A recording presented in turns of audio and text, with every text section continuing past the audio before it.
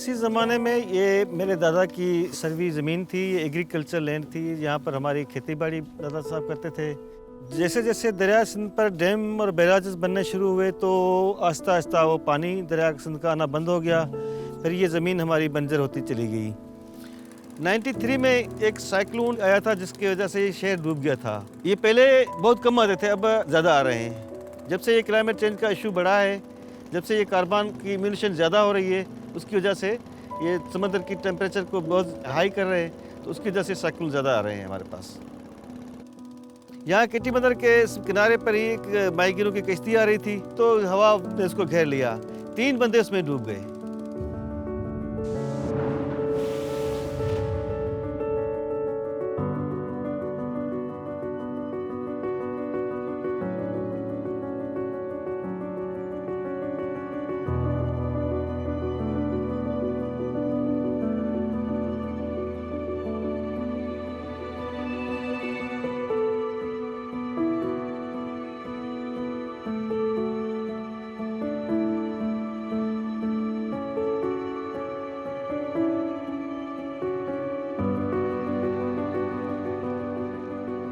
यहाँ पर एक जगह भी नहीं थी, ये सारे जजीरों में रहते थे लोग, ये वहाँ से आए हैं। जब से सी की लेवल राइज हो रही है, उनके जो जजीरे थे, उनके जो घर थे वो डूबने लगे। फिर उन्होंने माइग्रेशन की, वहाँ से वो आके यहाँ पर बस गए। जब मैं छोटा था, पढ़ रहा था, यहाँ केटी बंदर मेरा आना जाना होता था। इन माहीगीरों के साथ उठना बैठना मिलना, इनके गमी खुशी में आना जाना, इनके हालात देखे, उनके मसाइल देखे तो मुझे लगा कि इनके लिए काम करने की ज़रूरत है हमें। पर 98 में हमने पाकिस्तान फिशर फक फोरम का बुनियाद रखा। उसी के थ्रू हमने इनके मसाइल हाईलाइट करने शुरू किए। कड़ालन खुश जोड़ी मज़े में तबियत ठीक है जो खेलो प्या। उसी दौरान में मसाइल आ रहे थे समुद्री माहीगीरी में। एक तो बूले गुज्जे का मसला आ रहा था। ये जो बूलो गुज्जो जो है, यहाँ का मकामी नेट नहीं है। ये एक जगह पे फिक्स कर देते हैं इसको। जैसे हाई टाइड होती है, जितनी भी मछली आती है वो आके पीछे उसमें फंस जाती है, तो वहीं मर जाती है पानी की स्पीड से। जो छोटी मछली होती है वो मर जाती है, वो किसी काम में भी नहीं आती है। हम कहते हैं ये नस्ल कुशी हो रही है इससे।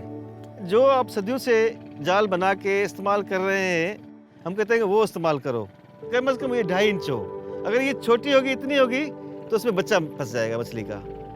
बड़ी होगी तो सिर्फ 1.5 किलो 2 किलो की मछली फंसेगी, बाकी छोटी मछली वहाँ से क्रॉस होकर चली जाएगी। तो वो होता है सी फ्रेंडली नेट। हमारी बातचीत चलती रही गवर्नमेंट के साथ, हम प्रोटेस्ट करते रहे, रैलियाँ निकालते रहे। उसके बाद सिंध असेंबली ने एक कानून पास किया जिसमें बूलो गुज्जो और कतरो नेट पे पाबंदी लगाई। अच्छा, बूलो गुज्जो सुठो है, यही सुठो आहे? सुठो न, ही बच्चो कोन मारींदो। ये बच्चो कोन मारींदो, हिन जो अखि वॾो आहे, ठीकु आहे। हिन में अखि मां बच्चो आसानी सां क्रॉस करे वेंदो, वॾी मछली फसंदी। पर जे बूले वारा जे बच्चो नंढो मारे छॾनि, उहो कीअं ज़ुल्म ज़्यादती आहे न? हाँ, नस्ल तबाह थी वेंदो मच्छी जो। दूसरी तरफ था हमारा फ्रेश वाटर का मसला। ये समुद्र यहाँ नहीं था, यहाँ पर दरिया सिंध का पानी था। ये सारी ज़मीनें एग्रीकल्चर लैंड थी हमारी। जब से दरिया सिंध पे डैम बनने शुरू हुए, बैराजेस निकलने शुरू हुए, दरिया का पानी आहिस्ता आहिस्ता वो पीछे रोकते गए। एक रिश्ता है समंदर का और दरिया का आपस में, उस रिश्ते को बहाल करो। जब दरिया सिंध का पानी समंदर में आता है तो समंदर का टेम्परेचर लो होता है। हाई होने से ये समंदर की लेवल राइज हो रही है, और दूसरा ये साइक्लोन बन रहे हैं, मैंग्रोव दरख्त कम हो रहे हैं। यहाँ डेल्टा में 7 लाख हेक्टेयर पे मैंग्रोव थे, जो अभी जाके 80,000 हेक्टेयर पे बचे हैं। मैंग्रोव सिर्फ समंदर को साइक्लोन को रोकते नहीं है, बल्कि आपको बहुत सारी ऑक्सीजन दे रहे हैं मैंग्रोव के दरख्त। तो अगर ये मैंग्रोव्स भी खत्म हो जाएंगे तो आपकी ऑक्सीजन कहाँ से आएगी? हम जिंदा कैसे रहेंगे इस मुल्क में? ये ज़मीन बिल्कुल ऐसे वीरान सी लगती थी। फिर हमने सोचा कि इस वीरान ज़मीन को क्या करना है, तो हमने फिर से इसको मैंग्रोव्स की प्लांटेशन करना शुरू की। चलो और नहीं तो कुछ ग्रीनरी हो जाएगी, परिंदों की आमाजगाह बन जाएगी, मछलियों की नर्सरी बन जाएगी। तो अब इसको 10-12 साल हो गए मैंग्रोव्स को लगाते लगाते, अब इतने बड़े हो गए हैं। सही है, बस ठीक है, इन्हें रखें।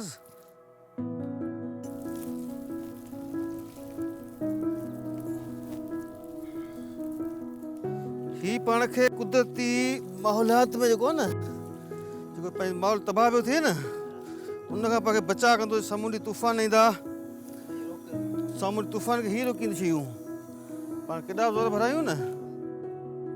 जो मकामी लोग हैं उनको हम कहते हैं कि भाई ये दरख्त हमने लगाया है, इसकी हिफाजत आपको करनी है। तो हम इनकी प्रोटेक्शन भी करते हैं, लोगों को अवेयरनेस करते हैं कि भाई ये मैंग्रोव्स अभी हमारे ज़िंदगी का एक हिस्सा हैं।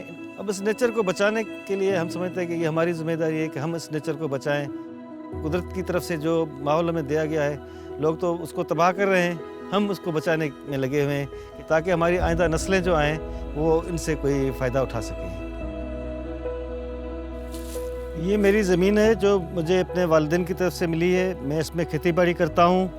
मुझे तो अल्लाह मैंने इतना दिया है कि मैं जिसका शुक्र जितना करूँ वो कम है। मैं तो चाहता हूँ उन लोगों के लिए मुझे काम करना चाहिए जिनके पास कुछ भी नहीं है। अल्लाह ने आपको इस धरती पे अपना खलीफा बनाकर भेजा है और अल्लाह ने ये नहीं कहा है कि आप सिर्फ मेरी इबादत करो। आपको इबादत करनी है तो इन बंदों की करो, खिदमत करनी तो इस मुल्क की, इस धरती की, इस पे जो भी ज़िंदा है, इंसान है, चाहे वो परिंदे हैं, जानवर हैं, दरख्त हैं, उनकी हिफाजत करो। इस धरती पे हमारा वजूद इसीलिए है, हमें अल्लाह ने इसलिए पैदा किया है कि अब जाके इनकी हिफाजत करें।